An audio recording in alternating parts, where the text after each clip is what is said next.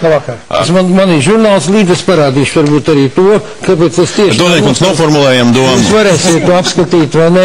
Es to neskatīšos, jā, arī jūs atļauj. Pašķirstīt, redzēsim, lai visi... Vēl 1000 nav 10, Dodeņkungs, noformulējiet domu. Ko atļaut, ko neatļaut, kāpēc, kas ir drošības apsvērumi? Pirmkārt, vairāk apsvērumi ir.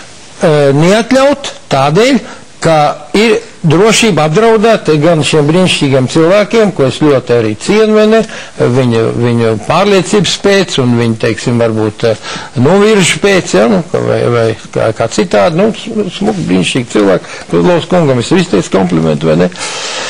Viņš jau daudziem patīk. Jūsuprāt, mūsu policija nevar nodrošināt drošību, kārtību šādā pasākumā? Es domāju, ka nevarēs nodrošināt. Jā, jārestē deputāti mūsu policija, nesapratam, ko viņi dara, vai ne. Mēs pats biju novēroju, bija gan Rāclaukumā, gan devos uz, kā ziniet, uz Brīvības pieminiektu un bija arestēts uz 15 minūtēm pat.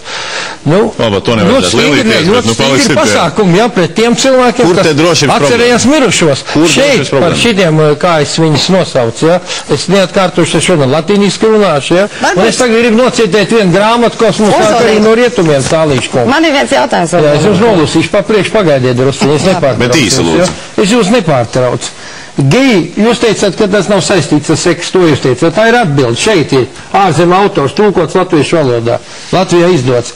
Geji mīlējoties glāst viens otru, skūpstās, masturbē, bāž.